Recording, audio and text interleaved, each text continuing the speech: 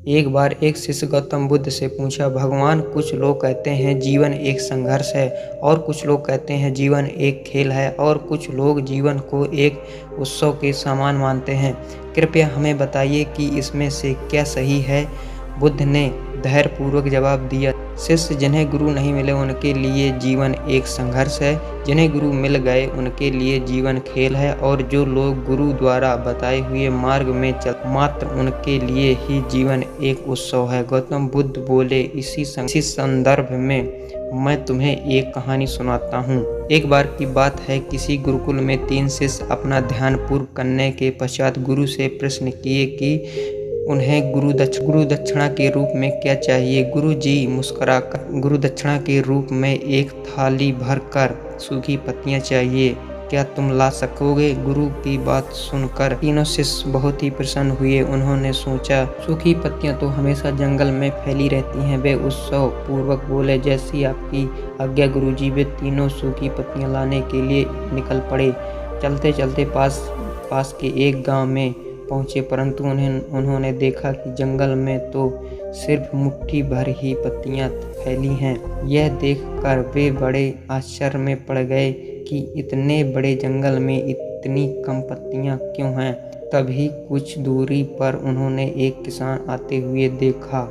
वे किसान के पास जाकर विनती करने लगे, क्या आप हमें एक थैला भरकर सूखी पत्तियां दे सकेंगे। पर किसान उन्हें मना करते हुए कहा, मैं तो सूखी पत्तियों को ईंधन के रूप में पहले ही प्रयोग कर चुका हूँ। वे तीनों निराश होकर पास के बसे हुए एक गांव की ओर बड़ी आस लेकर गए। उस गांव में उन्हें एक व्यापारी मिल गए। वे व्यापारी से भी पत्तियों के लिए विनती करने लगे, फिर भी उन्हें निराशा ही हाथ लगी, क्योंकि व्यापारी ने तो पहले ही पैसा कमाने के लिए सूखी पत्तियों के दोने बनाकर बाजार में बेच चुका था।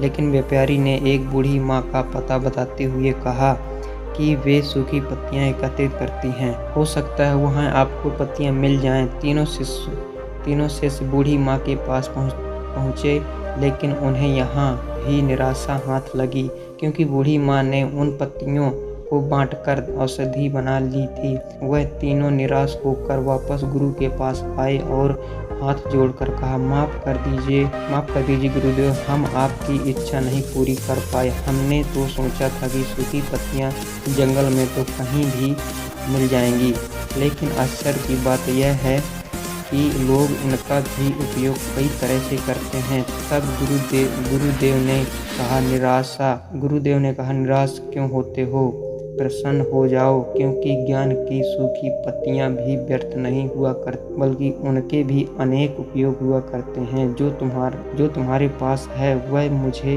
गुरु दक्षिणा के रूप में दे दो और अपने अपने घर की ओर प्रस्थान करो। अपने घर चल पड़े। कहानी खत्म करने के बाद गौतम बुद्ध ने कहा, चींटी से लेकर हाथी तक, सुई से लेकर तलवार तक, सभी का उपयोग अपना अपना है।